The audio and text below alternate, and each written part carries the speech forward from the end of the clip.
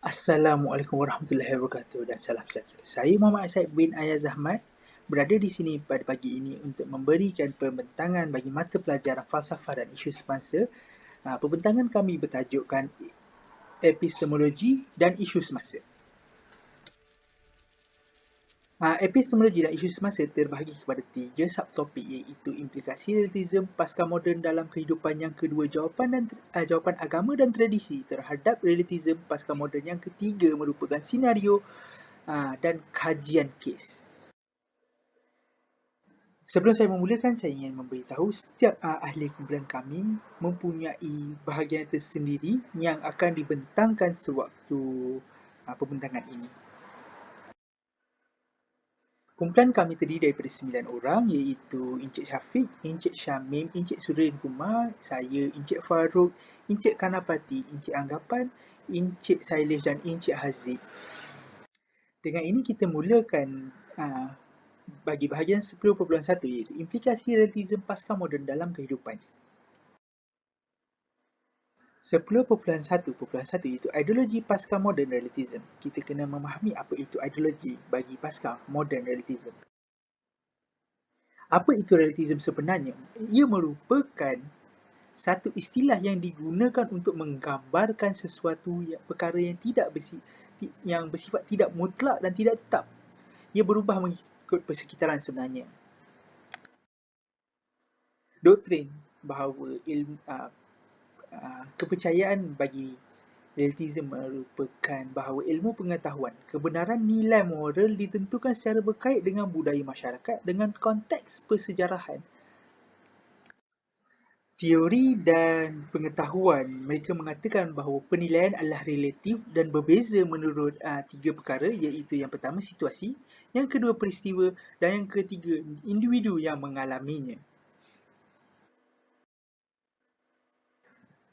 Kebenaran dinilai relatif, tidak mutlak, saling berbeza antara budaya dengan budaya yang lain, individu dengan individu yang lain dan situasi dengan situasi yang lain. Relatif sebagai kata antonim bagi mutlak dan absolut. Itu saja daripada saya. Saya ingin menyerahkan kepada rakan saya. Terima kasih. Salam sejahtera kepada Puan Adila dan rakan-rakan sekalian. Nama saya Anggapan. Saya ingin membentangkan tentang ciri-ciri relativisme. Terdapat 4 ciri relativisme yang kita boleh melihat di sini. Ciri pertama relativisme adalah menafikan universalisme. Ia bermaksud tidak wujud satu persetujuan sejagat berkenaan kebenaran, kebaikan dan lain-lain. Definisi universalisme. Universalisme merujuk kepada konsep agama, teologi dan falsafah dengan aplikasi universal atau kebolehgunaan. Universalisme adalah istilah yang digunakan untuk mengenal pasti doktrin-doktrin tertentu yang menganggap semua orang dalam pembentukan mereka. Dalam erti kata yang luas, universalisme mendakwa bahawa agama adalah kualiti manusia sejagat.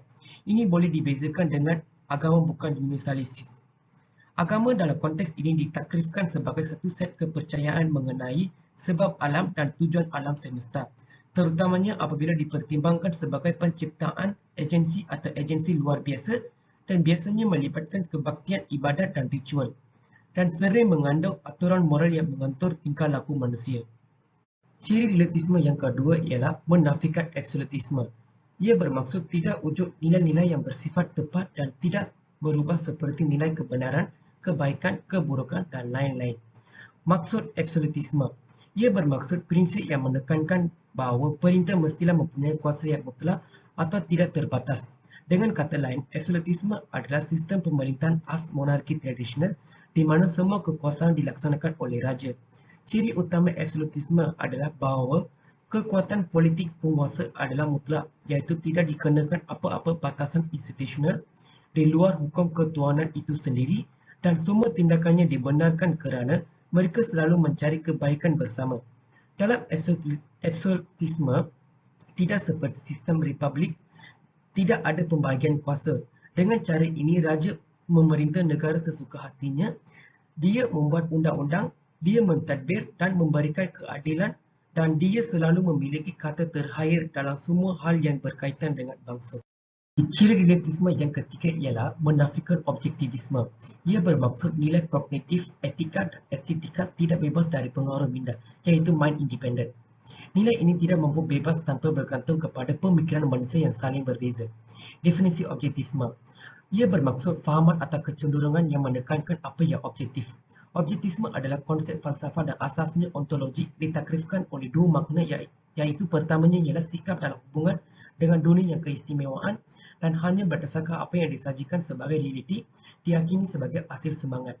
Dan makna yang kedua ialah doktrin falsafah yang mengisyaratkan bahawa fenomena tertentu dan perkara tertentu wujud di luar subjek pemikiran, manakala subjektivisme akan menimbulkan mereka sebagai keadaan subjek dan konstruktivisme akan melihatnya sebagai dibina oleh subjek. Oleh itu, prinsip utama objektivisme adalah realiti wujud secara bebas daripada kesedaran bahawa manusia mempunyai hubungan langsung dengan realiti melalui persepsi akal bahawa seseorang dapat memperoleh pengetahuan objektif dari persepsi melalui proses konsep pembentukan dan logik induktif. Relativisme yang akhir sekali ialah menafikan monisme. Ia bermaksud tiada bidang yang menyediakan hanya satu pandangan penilaian dan norma yang tepat. Relativisme mungkin menerima nilaian tempatan lokal monisme, tetapi bukan nilaian sejagat universal monisme. Maksud monisme. Monisme adalah konsep metafizik dan teologi hanya ada satu prinsip atau realiti dalam alam. Monisme bertentangan dengan dualisme dan pluralisme, iaitu dualisme terdapat dua prinsip dan realiti, sementara dalam pluralisme terdapat banyak realiti. Oleh itu, ia diboleh katakan bahawa monisme mengaitkan kesatuan atau kesungguhan kepada konsep misalnya kewujudan. Pelbagai jenis monisme dapat dibezakan. Yang pertamanya ialah monisme kekuatan.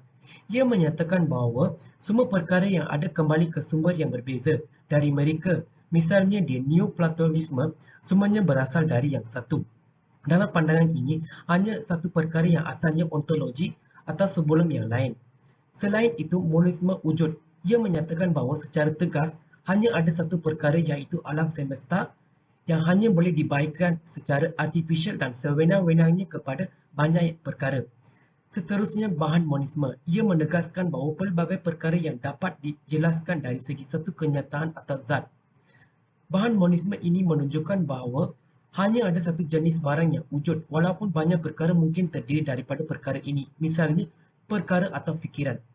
Dan akhir sekali, monisme dui aspek, dan ia adalah pandangan bahawa mental dan fizikal adalah dua aspek atau perspektif mengenai zat yang sama. Nama saya Kaushal. Saya akan membentangkan domain relativisme. Antara domain relativisme ialah sesuatu makna yang boleh direlatifkan oleh bahasa. Seterusnya ialah kebenaran, di mana kebenaran boleh direlatifkan dengan teori. Selain itu, realiti juga boleh direlatifkan dengan budaya dan metafizik boleh direlatifkan dengan paradigma saintifik. Tambahan pula, terdapat tiga jenis nilai dalam domain relativisme, iaitu nilai moral, nilai ilmu, dan nilai seni. Nilai moral boleh direlatifkan oleh individu, nilai ilmu direlatifkan oleh masyarakat, manakala nilai seni direlatifkan oleh tempoh sejarah. Seterusnya ialah epistemological relativism atau objective relativism pula merupakan kebenaran yang dinilai benar untuk individu atau sekumpulan orang namun belum tentu dinilai benar oleh pihak lain. Dengan itu, tiada kebenaran sejagat yang dinilai betul atau salah secara objektif. Selain itu, religious relativism dikatakan sebagai kebenaran sesuatu agama ditanggapi benar bagi penganut agama tersebut namun tidak bagi mereka yang lain dalam konteks relativisme. Oleh itu, tiada agama yang secara eksklusifnya mempunyai kedudukan paling benar dan diterima benar secara sejagat oleh semua manusia di sepanjang zaman. Moral relativism pula dikatakan sebagai tiada nilai moral yang mutlak dan menafikan wujudnya sistem etika yang secara objektif mampu menentukan penilaian benar dan salah. Kebaikan atau keburukan sesuatu nilai adalah berbeza. Dengan itu, tiada nilai moral yang secara eksklusifnya benar atau salah secara umum. Akhir sekali, cultural relativism bermaksud setiap budaya mempunyai set nilai kepercayaan, moral, adat dan amalan yang khusus dan saling berbeza dengan yang lain. Sekian. Selamat sejahtera kepada semua. Nama saya Kanapati dan saya ingin membentangkan tentang konteks relativisme pasca moden. Secara amnya, konteks relativisme pasca moden dibagi kepada empat, iaitu agama, etika, psikologi dan sosiologi, serta politik dan ekonomi. Dari segi agama, terdapat 3 konsep kepercayaan iaitu skeptisisme, pluralisme agama dan juga ateisme. Skeptisisme adalah sikap suka bertanya atau keraguan ke arah satu atau lebih contoh dugaan pengetahuan yang ditegaskan sebagai belaga kepercayaan. Skeptisisme agama secara amnya merujuk kepada keraguan terhadap kepercayaan atau tuntutan agama. Seterusnya, pluralisme agama merupakan konsep yang luas tentang penerimaan agama-agama yang pelbagai. Pluralisme agama juga menerapkan keadaan hidup bersecara harmoni di antara penganut agama yang berbeza. Ateisme merupakan satu bentuk kepercayaan yang menafikan kewujudan Tuhan. Terdapat pelbagai faktor yang mendorong kepada kemunculan ateisme seperti perkembangan teknologi dan sains, fahaman sosial progresif dan juga faktor moraliti. Seterusnya, dari segi etika, terdapat 3 pegangan utama iaitu relativisme etika dan moral, hedonisme dan narsisisme. Relativisme etika adalah pandangan tidak ada prinsip moral yang benar secara universal di mana kebenaran semua prinsip moral bersifat relatif terhadap budaya atau pilihan individu. Hedonisme merupakan pegangan atau pandangan hidup yang mementingkan keseronokan atau kesenangan hidup. Penganut fahaman ini dikenali sebagai hedonis dan sifat golongan ini adalah menilai sesuatu perkara berdasarkan keseronokan semata-mata. Narsisisme adalah perasaan cinta terhadap diri sendiri yang berlebihan. Narsisisme memiliki sebuah peranan yang sehat dalam erti membiasakan seseorang untuk berhenti bergantung pada prestasi orang lain untuk membuat dirinya bahagia. Seterusnya, dari segi psikologi dan sosiologi, terdapat pelbagai fahaman dan konsep yang mendorong kepada kewujudan pluralisme seks, penafian hakikat insan dan juga pendidikan yang menerapkan konsep politically correct. Seterusnya, dari segi politik dan ekonomi pula, terdapat juga pelbagai fahaman dan isu seperti politik pasca kebenaran dan anarki, politik identiti dan juga isu jurang ekonomi dan peminggiran. Assalamualaikum warahmatullahi wabarakatuh. Saya Muhammad Syamil Riaz bin Nur Muhammad.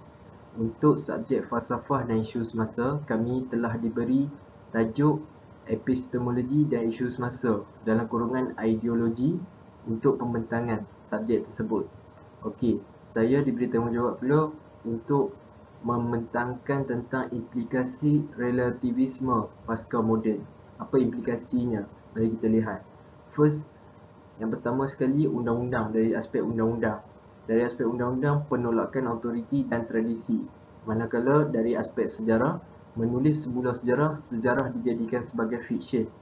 Kemudian, dari aspek sains, metodologi, iaitu metodologi anything goes anti-science. Kemudian, kalau dari aspek falsafah, iaitu ada 2. Pertama, anti-realisme, kebenaran subjektif, dekonstruksi.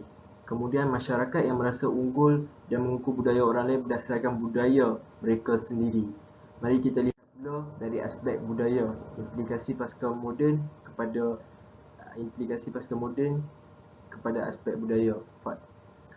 Pertama, bebas memilih mana-mana budaya yang disifatkan baik dan berkualiti. Kemudian, tercetus dengan perpecahan kaum kerana relativisme. Budaya memandang bahawa tidak ada budaya yang lebih baik dari budaya yang lainnya. Dari aspek moral pula, kemerosotan nilai-nilai moral kerana setiap pandangan tidak ada hak mutlak atau salah. Dan akhir sekali, dari aspek sosial, gejala sosial akan bertambah kerana tidak ada yang boleh menilai seseorang itu salah atau tidak, seterusnya menyebabkan gejala tersebut semakin menjadi-jadi. Okey, itu sahaja daripada saya tentang implikasi relativisme pasca moden. Sekian, terima kasih. Assalamualaikum.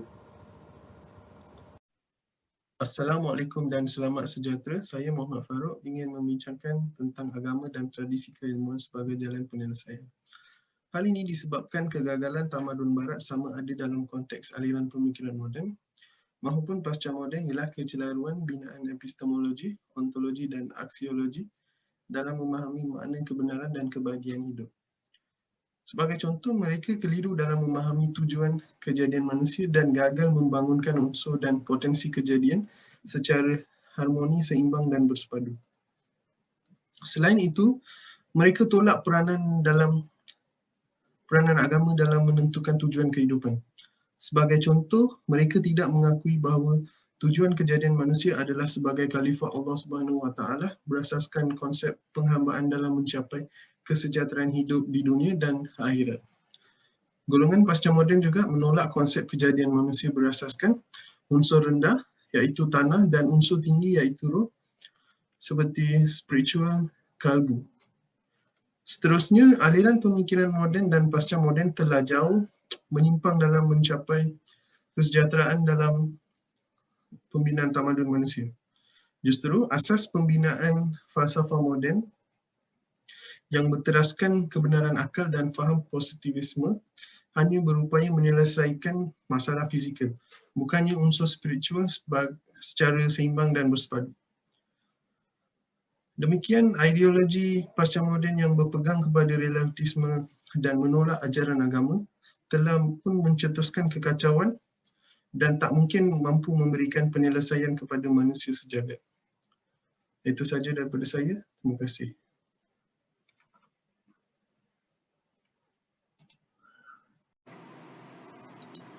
Nama saya Suren Kumar. Saya akan bentangkan tentang langkah-langkah penyelesaian cabaran menurut Uthman Al-Muhammadi 2004. Islam dengan tradisi keilmuannya yang kukuh menawarkan beberapa langkah penyelesaian bagi menghadapi cabaran idea pasca modernisme sebagai berikutnya.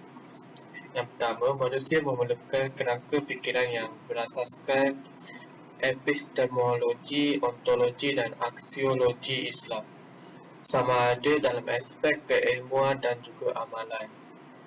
Kebenaran seharusnya berpandukan sumber wahyu, akal rasional, kalbu dan dunia yang sihat sebagai mekanisme penyelesaian isu peradaban dan tamadun manusia.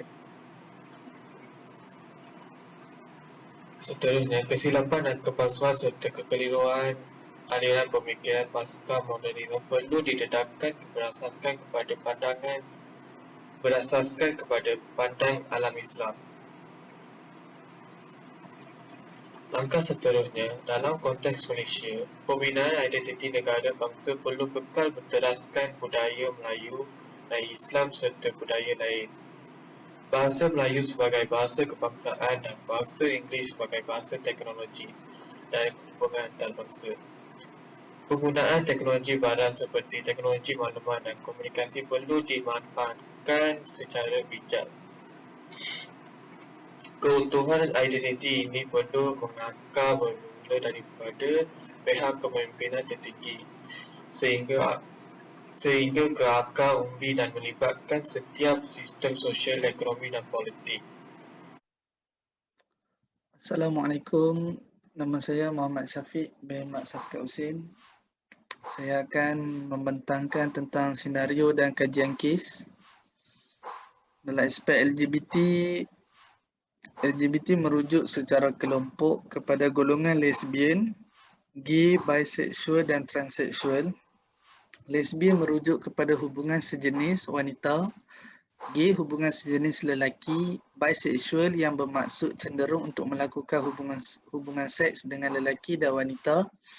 Transseksual merujuk seseorang lelaki atau wanita yang berperasaan dan berpenampilan sebagai anggota jantina yang berlawan dengan jantinanya dan kadang-kadang menukar organ jantinanya melalui pembedahan. Senario LGBT di negara barat terutamanya diterima dan diiktiraf, manakala gejala ini diharamkan di Malaysia. Masyarakat di Malaysia dinasihatkan tidak mensisihkan golongan ini tetapi sebaliknya membantu mereka mendekatkan diri dengan agama dan membantu mereka kembali ke pangkal jalan. Kajian menunjukkan antara faktor terlibatnya dalam gejala LGBT ialah kurang penghayatan agama, mengikut kehendak nafsu, konflik keluarga dan pengaruh rakan atau kenalan. Yang kedua, atheism, satu bentuk kepercayaan yang menafikan kewujudan Tuhan. Jangkaan bilangan ateis sukar untuk ditentukan disebabkan kemunculan atheism yang berbagai-bagai. Senario di Malaysia menunjukkan tidak ramai yang mengaku bahawa mereka ateis. Ateis merupakan fahaman yang berada di tangga ketiga penganut teramai di dunia selepas Kristian dan Muslim. Penganut ateis direkodkan sebanyak 47% daripada penduduk di negara China. Manakala di Malaysia, mereka yang berfahaman ateis tidak menonjolkan diri seperti LGBT. Mungkin kerana perlembagaan negara yang mewajibkan penduduk Malaysia mempunyai kepercayaan kepada Tuhan. Kajian menunjukkan aliran ateisme ini meningkat dalam kalangan berpendidikan dan yang berpendapatan tinggi. Golongan ini sering mempersoalkan garis panduan Islam, kurang penghayatan agama serta kelumpungan dalam sistem pendidikan agama merupakan antara punca gejala tersebut semakin menular dan membimbangkan. Dan yang ketiga, pluralisme agama adalah satu istilah yang merujuk kepada fahaman yang menyamakan semua agama dalam erti kebenaran ada dalam semua agama dan keselamatan. Syurga boleh dicapai menerusi mana-mana agama. Aktiviti penyebaran fahaman pluralisme agama atau penerimaan agama-agama yang pelbagai kini dikesan kembali aktif di negara ini.